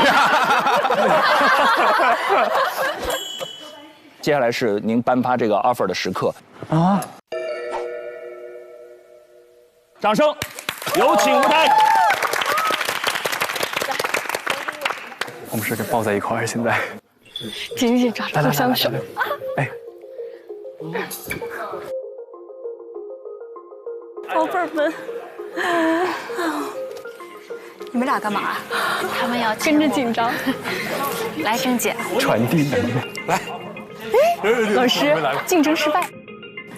首先呢，我其实还是非常想代表东方卫视向各位实习生们表达我的感谢，因为这段时间你们花了很多的时间跟着我们的带教老师，那么包括也是在这些加油团的老师们的这种鼓励之下，进行了1个多月非常高强度的这个实习。你们的对这份职业的这个热爱和憧憬，你们对梦想的追求，包括你们在这个实习过程当中所展现的你们的各种能力，以及你们非常丰富鲜明的个性，其实给大家留下了非常深刻的印象。同时，我也要感谢你们，因为有这档节目，有你们的存在，让更多的人，特别是更多的年轻人，对于东方卫视有了更多的了解。所以要感谢你们。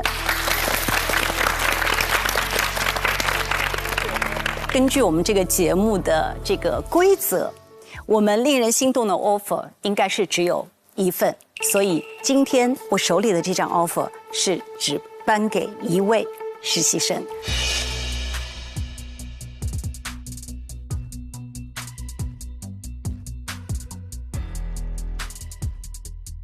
做这个决定呢，它是根据这个节目的这样的一个规则，根据我们这1个多月来实习的这样一个考察的结果，包括你们最终的一些面试的结果，当然也结合了我们大家老师们的意见，以及更多的这个电视观众和网络受众的这些意见。那么我们东方卫视形成了这样的一个决定。那么现在我作为代表来宣读这样的一个决定。那么这份工作的 offer 我们打算把它颁发给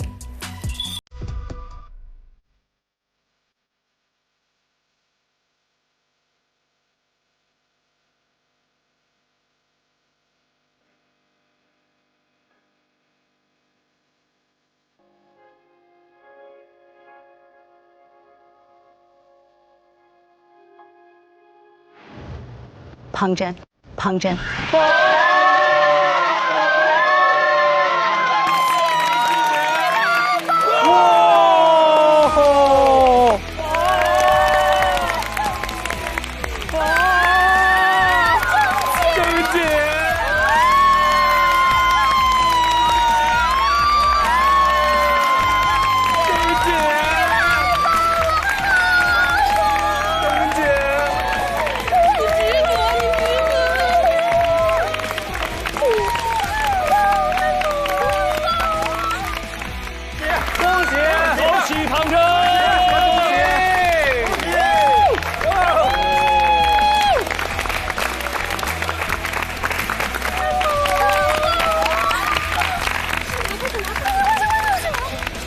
铮铮铁骨的铮。谢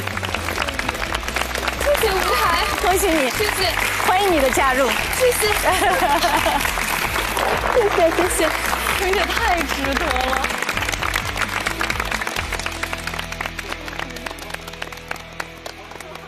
新伙伴庞真，你好，非常欢迎你加入我们东方卫视的大家庭，成为一名 SMG 人。职场初心的绽放总是格外的珍贵。我们很高兴今天在这里见证你的媒体理想在这片沃土上起航。期待你在东方卫视能够收获专业的成长，激发创作的热忱。我们东方卫视 slogan 卓越见非凡，所以我也希望今天把这样的一个 slogan 的一个精神传承给你。那么也希望按照这样的一个不断的求索的一个过程，能够激励你未来有更多打动人心的作品，与时代同频，与梦想同行，向我们的受众，向时代交出属于你的精彩答卷。谢谢舞台，谨记您的教诲，谢谢，谢谢。恭喜！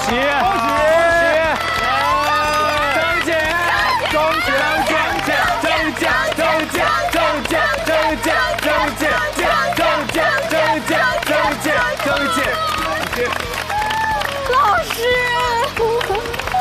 谢谢，辛苦了，辛苦了，辛苦了，辛苦了。谢谢，谢谢，老师，谢谢。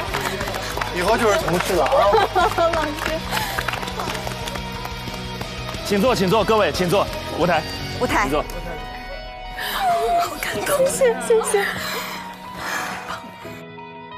就那一句，我们 SMG 人那句话出来的时候，就是你控制不了自己内心那种涌动的情绪。虽然你们已经在那儿上班30天了，但是接下来就是真的跟回家一样，每一次拿回那张卡片，进出戴在胸前，让保安看到，不能举起来让他看，就挂在胸前让他看到。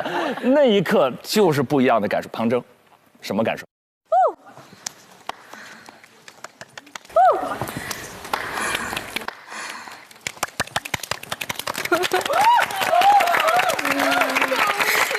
谢谢。谢谢。我其实很期待，但是我又不敢太期待，因为在生活里面对所有的结局，我其实都是做最坏的打算。但是今天是最好的答案，我收到了这个 offer， 收到了这个 offer， 这1个月的实习时间，我觉得，就是我交到了这么多好的朋友，然后还有4位把我们当孩子一样的带教老师，我觉得这个是步入社会之后非常非常难的一件事情。然后我也想感谢我的爸爸、我的妈妈，感谢他们的托举，让我能来到这里。你们别哭，我其实生活当中不是一个运气很好的人，比如昨天我在回酒店的路上，我在平地上我就摔了一跤。然后我当时就在想，完蛋了，就是我要再摔得重一点，我可能今天又不能来到这里了。但是最后我觉得，祝贺我自己吧，我觉得庞真你真的做得挺好的。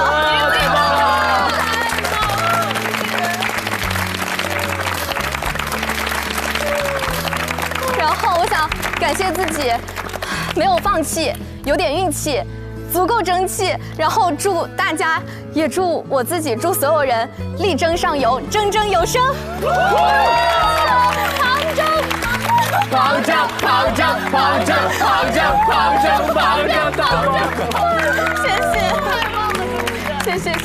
谢谢舞台，谢谢。采编播导无所不能。哥哥，哎，我又接到了一个活呀！啊。旁观者清第2期我就去了呀，我这下真的有戏了。旁观者清紧急正在筹备当中了，先把合同签了吧。我们组合就拆了吗？offer 首先尘埃落定，对，但是我们就如全玲老师所说，8盏灯，对，7盏，咱们亮了8盏，所以接下来又要辛苦舞台。真的舞台，你不知道我们为了这8盏灯也挺辛苦的，真的，我们起早贪黑的猜呀，这别哭了。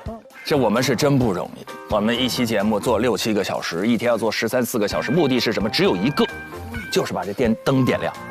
灯点亮是为什么？就是因为我们听说有一个特别福利。舞台这个特殊福利大礼包，它会是什么呢？其实我是这样理解这盏灯的啊，我心里在想，这个灯到底意味着什么？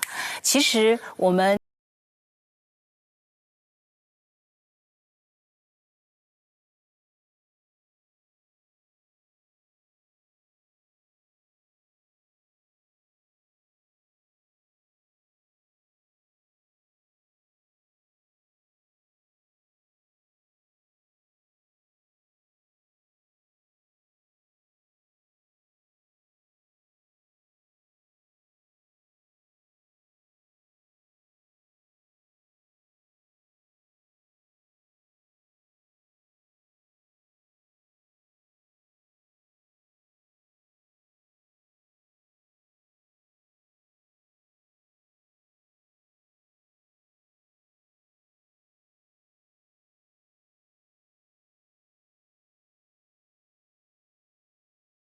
这句话一下抓住我的耳朵。对，有更多年轻人的加入，有更多的7个年轻人加入。最后这句话太好了，期待更多年轻人的加入。对，有没有看上？刚刚我用了一个词叫链接。哎，一个媒体机构跟年轻人之间的链接，不是只有一种方式。发正式的工作 offer 是一种方式，那么还有其他的更多的一些方式，比如说直接给钱。我们希望以各种的方式进行合作，当然还有一种就是我们今天会希望再发出一个特别的 offer。接下来这个您是有心仪的对象了吗？基于今天在场的各位的这个亲友团的这样的支持团的意见，是包括之前我们各位带教老师以及助教的意见，包括我们在综合所有的这个受众的意见，其实已经有一个建议的一个人选了。哦，来，公布惊喜福利！相信你们，你们都棒，一定可以。棒！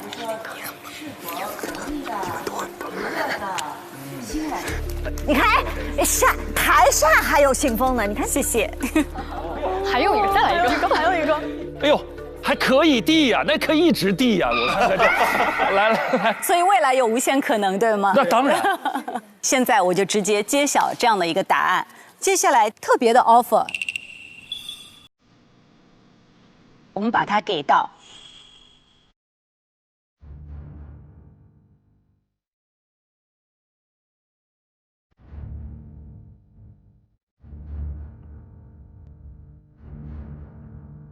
李雨佳。李雨佳。雨佳，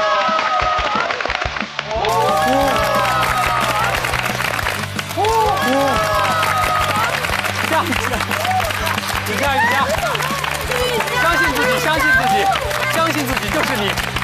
谢谢老师，谢谢台长，我真的没想到，恭喜你，谢谢台长。非常高兴你在这一次的 offer 节目的录制过程当中的精彩的表现，也由衷的希望以你。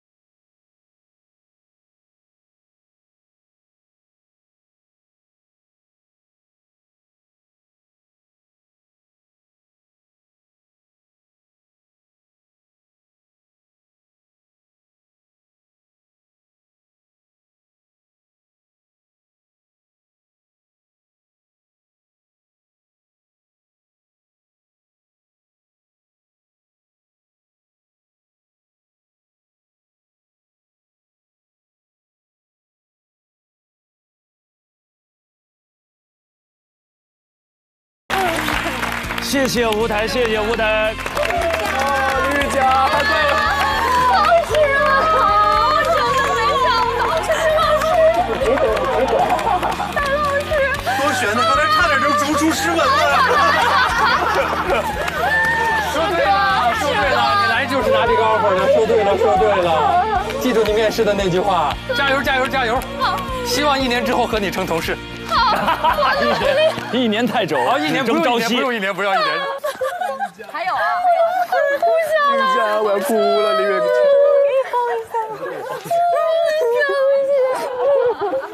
我都不敢哭了，我在里面都成青蛙了，就这样，我都不敢哭。今天是开心吗？又哭又笑，满脸放炮。瑜伽来简单说2句，什么感受？就是其实我觉得我在录 offer 这个过程当中，我情绪经历了很多起伏。从一开始我跟4位在校老师说，我来就是来拿这个 offer 的，到中间我确实失败了很多次，变成了悲伤蛙，然后又素颜去抓鸡，就是很多奇葩的事情，我觉得都发生在我这里。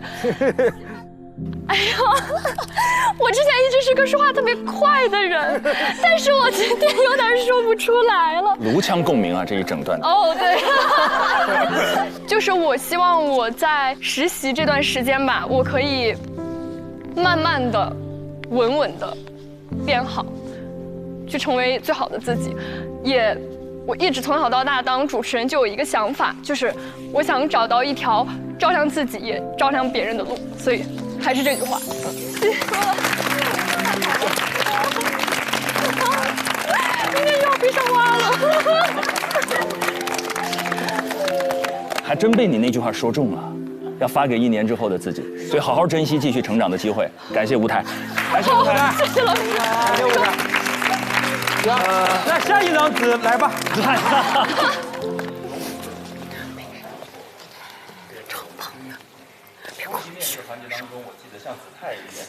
终极面试环节当中，我记得像子泰也大4嘛，也还有1年在读。对。韵林是毕业了。韵林呢，他的情况比较特殊。对。我说实话，您看看韵林。那个舞台来。哎呀，全林老师，全林老师，我必须让您特别近距离的再看一眼他们，是看一看他们眼睛里的光，是，然后回想一下我们这10期节目他们闪光的地方。你看这个舞台上一站。是不是那个是对吧？东方卫视的那个气质就全都有了，对吧？对不对？对呀，舞台，我还给您提供一个额外信息，明年白老师回清华了。行，我认了。就是说，您的这个位置上的担忧啊，也不一定啊。对，其实有很多的传媒的从业者，最后会重新回到校园去执教。未来有无限的可能。我不执教也不回来了。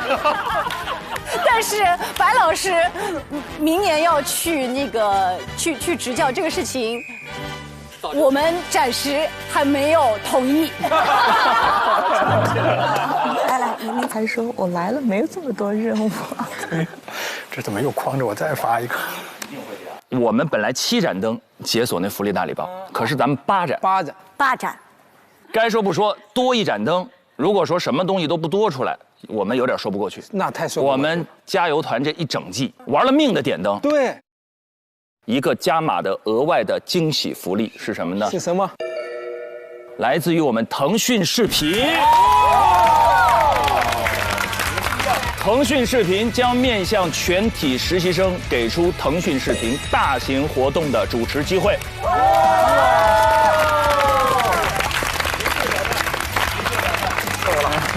有人了。好，接下来到了你们的时间了，各位实习生，最后的一次发言机会。我觉得可能会有一部分人觉得会有点可惜，我辞职来到这里，但我想说，我觉得我一点都不可惜，因为我坚信时间会带走锋芒，也会留下光芒。我觉得这条路可能不一定永远都是坦荡的，也不一定永远都是一帆风顺的，但我相信，只要我们心中坚定炽热，我们未来所有人都会成为一个非常非常优秀的主持人。相信的力量。好。本来我以为我会收获一段实习，没想到收获了极其宝贵的朋友，极其宝贵的师长，也收获了我的理想在现实中的实现。去时乾坤大，一帘草木青。我也想告诉所有正在看我们，也期待被看见的朋友们，坚定地相信未来吧，莫愁千里路，自有到来风。好。我想问摄像机在哪里？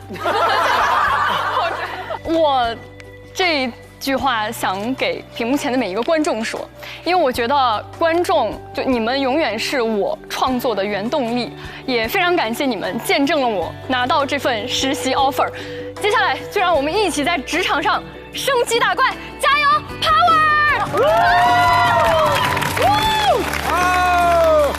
这一段非常特别的实习经历，让我意识到自信、自爱、自强在什么时候都是最重要的。然后我的媒体理想可以在东方卫视这片沃土上茁壮成长，我觉得是我的运气，也是我的底气。让我们一起谢谢东方卫视，谢谢。你看，什么叫正式员工？感谢单位了，刚刚忘记谢了。这太感动了，工资从今天开始就要发了，这，谢谢保证。接下来4位带教老师，我说，于姐，特别谢谢大家，我们这1个月的相处让我想到32年前我刚刚走上这条路时候的自己。如果说这32年有什么经验的话，第一个词就是我相信天道酬勤。我相信第2个词就是，如果我们走入一条艰难的或者黑暗的路，要相信否极泰来。最后我想说，我非常荣幸称呼为你们是我的同行，加油！谢谢。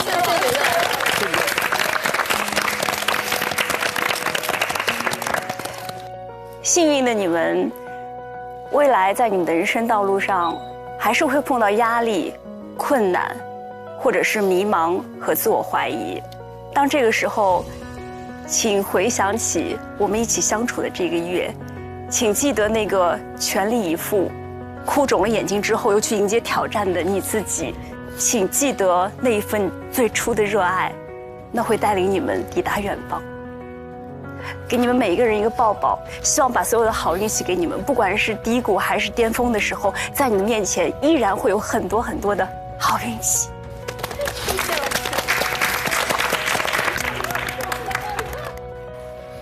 感谢你们给我作为老师的完美的初体验。从今年往后，我们就可能不再是师生关系，我更愿意你们把我看成是哥哥也好，或者叔叔都行。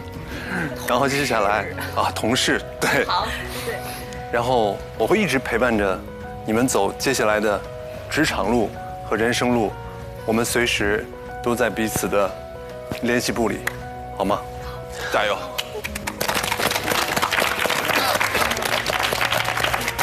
我还是那句话，你们不相信你们自己，也要相信我。像韵林说的，相信的力量，相信老师永远会在你们身后。当你们有一天在舞台上闪闪发光的时候，获得成绩和荣誉的时候，不用告诉我们，因为我们看得到。但是当有一天你们遇到困难问题的时候，给老师打电话，老师会尽己所能去帮助你们，永远会在身后去托举你们，祝你们未来都变得更好。我要把张老照片贴在冰箱上，相信张老师。太实在了，西哥就是这么实在，实在人，真实在，啊。我也没啥，我就说先请大家原谅我们这一时期对大家的大放厥词。我说我对大家的大放厥词，我经常在这想，我有什么资格能对大家进行指指点点、吹毛求疵的在这里点评大家的所作所为？但我想请大家相信，我们有很多时候不是说看到你们的东西说的那些好听的或者不好听的，不只是针对于你们，是在你们身上看到了那个曾经不完美的自己，看到了身边不完美的同事。所以说，请你们完全放心，我们所有的这些不好听的话，一定不是针对你们个人，因为我相信放大部分人坐到你们那个位置上，不会有人比你们做得更好。所以请大家相信你们自己，忘记那些声音，那些声音绝对不是针对于你们的表现，是针对于生活中你们折射出来的那些人，你们身上代表了太多职场上的人了。我相信接下来从这里出去之后，再提到大家，我们不会有吹毛求疵的一个评论。我相信提到将来在座8位的每一个人的名字，我将来只会有4个字，叫与有荣焉。谢谢大家。offer 其实不是最后的目的，我认为就是，被看到是最重要的一件事情。然后我刚才看到各位哥哥姐姐们，还有我的校友们、我的同学们。我看到大家的时候就油然而生，就是莫愁前路无知己，天下谁人不识君。就希望大家，这个前程似锦吧。谢谢大家。我就是想由衷的祝福大家，希望你们记住2025年这个夏天，你们的勇敢、热情、真诚、坚持，希望你们完成自己的梦想，希望你们熠熠生辉，会过得非常的闪亮、精彩。祝大家广阔天地大有作为，珍惜春光不负韶华。给大家讲个小故事。我3年级收到了郎平给我写的一封信，当时我只是作为一个小学生，给我心目当中站在那个位置的世界冠军写下了我的仰望。我没想到他们可以在全国收到那么多信的情况底下，从日记本上撕下了2张纸，粘在了一起，亲手给我写了一封回信。我在那一刻知道说，如果有人在你的心里埋一颗种子，是一件多么了不起的事情。所以我做过很多的工作，做新闻、当记者、做主持人、做投资、做教育、做公司。但其实我做的工作都是同一种工作，就是在别人的心里埋下种子。所以我希望这1个月在你们心里真的留下了对这个事业的热爱。无论你们热爱的是主持人、是传媒、是新闻、是表达、是镁光灯都没有关系。不断地问自己到底爱什么，并且好好的爱。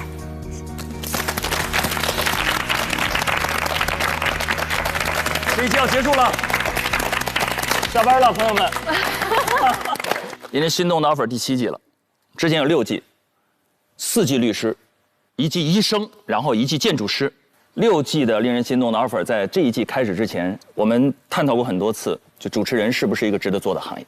第一，它还令人心动吗？第二，这是一个在聚光灯下被所有人看见的行业，可挖掘吗？每个人都看得到主持人的生活，尤其是在全媒体的今天，每个人是透明的，每个人的生活都在所有人的审视之下，还值得做吗？谢谢你们，谢谢8位，谢谢带教导师，谢谢东方卫视，就是用一整季的节目给所有人吃了一个定心丸。就第一件事，这是一个令人心动的行业。第二件事，所有人的生活，他背后的那些艰辛的付出，我们原以为我们生在行业中，原以为他理应被这个世界看到，但并不是这样，不会，还有很多人看不到那些。但是谢谢你们，让你们的魅力和精彩被所有人看到。无论是主持人这个行业，还是新闻这个行业，甚至媒体这个行业，在过去几年的时间，在公众的舆论场上，经受了充分的质疑，值不值得学，值不值得考，值不值得干。有很多很多的声音，谢谢你们。如果不是你们，我们没有一个清晰的样本告诉所有人，我们不一样，真的不一样。表达说话这件事人人都会，但是说成你们这样不容易。温暖和爱，我们每个人也在心里都有，但是能呈现成你们这样不容易。我必须得说，今年一整季的节目当中，在座的每一个人，从实习生到导师，都有一个瞬间，我觉得我会打引号的爱上。就你们在最后那个时刻，那句话说，导师我爱你的那个字，就是最扣人心弦，就是你们的那种魅力，无来由的就击穿整个屏幕，被大家捕捉到。我不知道该怎么向这个世界去证明某些事情，但是你们就用行动证明了这一点，这是让人觉得不可思议的事儿。你们也让令人心动的 offer 这样一个已经7岁的节目，可能在自己的某些职业倦怠期的时刻，重新燃起火花，点亮了光芒。非常非常感谢你们，就是因为你们的优秀、专注和杰出，然后让令人心动的 offer 这一季收获那么多人的关注、喜爱。衷心的希望你们越来越好。令人心动的 offer 第7季也只是开始，这是你们的开始，也是我们节目全新的起点。接下来，我们继续迈向更多的行业，走向更广阔的世界，然后让那些火光点亮更多的人和眼睛。谢谢你们给我们一整季的陪伴，非常感谢。第7季令人心动的 offer 就告一段落了。要感谢东方卫视，感谢腾讯视频，要感谢一直在屏幕前陪伴我们的所有的观众朋友，给我们所有发过评论、发过弹幕的所有人，无论您发的是什么内容，我们都无比真诚地表达我们的感激，因为有您的注视，有您的评论，我们才知道怎么跟这个世界相处。谢谢所有人给我们一整季的陪伴。最后还有2件最重要要感谢的事儿哦，是什么呢？渴望就可能，心动就发生。本节目由酷爽带感点燃无限渴望的百事可乐冠名播出，谢谢。找到我们这么棒的节目，一路同行，希望你们下季也在，希望百事可乐下季在，希望我们的淘宝下季在，希望屏幕前的你下季也在。令人心动的 offer 第8季不见不散，拜拜。我们还有一个感谢要说，还有感谢要说，感谢加油啊！感谢带教导师，感谢实习生，感谢师姐，感谢凯旋，感谢冯林，感谢你们，谢谢，感谢。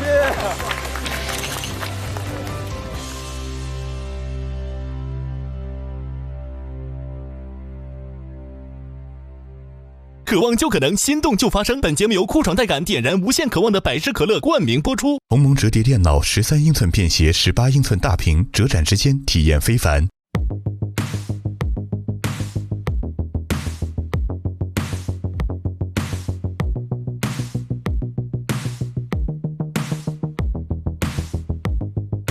你想成为怎样的人？在追逐的梦怎样成真？你带着对未来。上微博搜索“令人心动的 offer”， 最终节目资讯等你解锁。上微博参与“令人心动的 offer” 话题讨论，选出你看好的主持新生，见证最终 offer 的诞生。上微博带话题“令人心动的 offer”， 分享出面篇名场面。更多节目精彩资讯尽在新浪娱乐微博综艺、新浪综艺。上新浪新闻客户端搜“令人心动的 offer”， 看节目更多精彩内容。百度一下你就知道，上百度 APP 看百度热搜 ，get 更多热点内容。独家中文百科合作伙伴百度百科。上百度搜索令人心动的 offer， 精彩内容尽在百度百科。上知乎搜令人心动的 offer， 解锁更多精彩讨论。上前程无忧51 Job， 收获心动的 offer。感谢丽丽城传媒。如果你对内容行业感兴趣，欢迎在腾讯校招官网 join.qq.com 投递峨眉派专项，等你来实习。令人心动的 offer 尽在腾讯校招，等你来拿。令人心动的 offer 第7季点映礼包11月3日开启预售，抢先看 offer 花落谁家。11月6日19点解锁第10期上中下集，直通大结局。11月7日至11月9日19点团建番外篇、精彩花絮、实习生 vlog 等你来看。